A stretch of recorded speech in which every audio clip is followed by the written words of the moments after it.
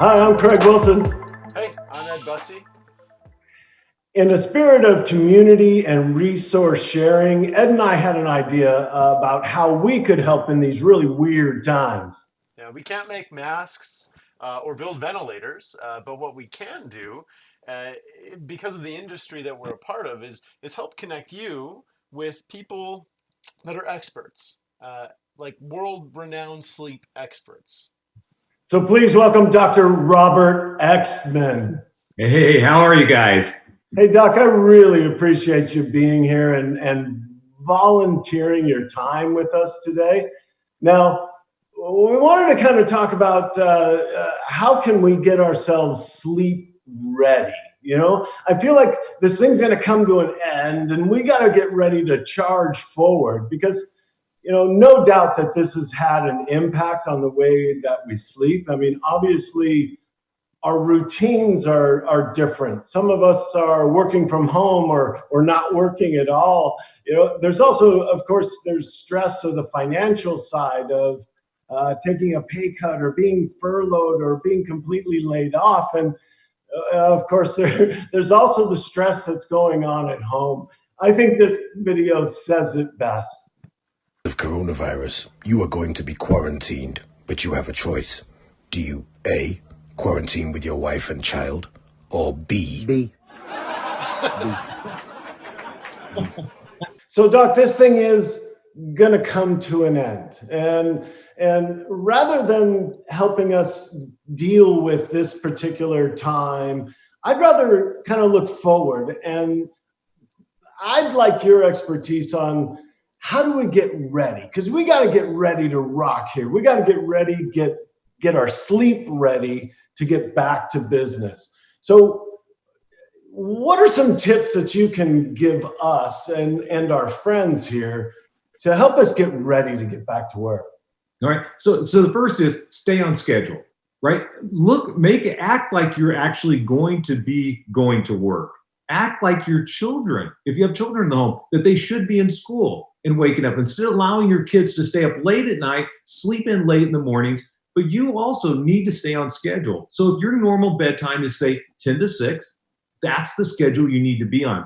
We always allow patients, you can shorten your night so you can stay up later, but you still have to get up when that clock goes off at 6. You can get up a little earlier, but you have to, again, stay up until your normal 10 o'clock and no napping. We spend a lot of time inside right now.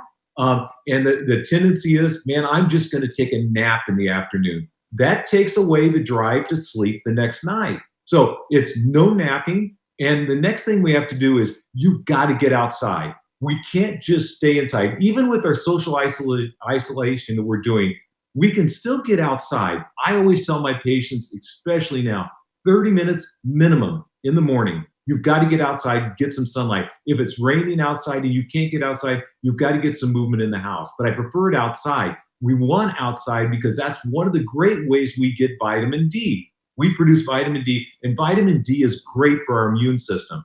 Get outside. In the afternoon, 30 minutes minimum. And again, in the evening, after dinner, you've got to get outside and get some movement. Just like you, Craig, a lot of people are going to bed early because they don't have anything to do. I want to drive sleep a little later in the night. And by getting out, getting a little exercise and movement and into the sunshine, thank goodness it's spring now, we can start getting vitamin D and we can drive sleep later in the night. So get out, you got to move minimum of 3 times a day. We also want to make sure that we're going to be very, very active up until bedtime.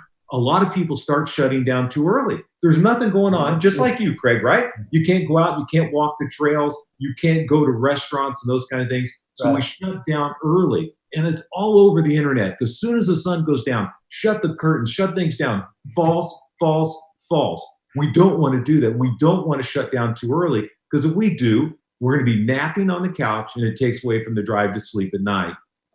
One time during the day, vigorous exercise. Something, at least one of those in the morning, afternoon, and even into the evenings, we can vigorously exercise as long as it's 3 to 4 hours prior to going to sleep. It's fine to do. Get out and get some really vigorous exercise. And the other one that's, I see some jokes kind of on the internet these days, like, I'm either going to come out of this, the whole coronavirus thing, really with an alcohol problem or a weight problem, right? So one of the things we have to do is we have to be wise. We should really limit our alcohol intake during this time when we're just sitting around with nothing to do. And we should be eating high quality foods. You shouldn't be putting weight gain on during this period of time. Concentrate on making sure that your diet is effective and that we're not drinking a lot of alcohol around this. Make sure that you have a good wind down routine, 30 minutes to an hour before you go to bed in a dim lit environment. And if you do all of that I just said, Craig, you will sleep, even in these high stressful, high anxiety times. Very cool. Well, Ed and I certainly appreciate your time today, Doc, and all our friends will, I'm sure, benefit from what you've been able to share with us. Appreciate you being here. Wow, thanks you guys. I appreciate you guys getting the word out. Appreciate it.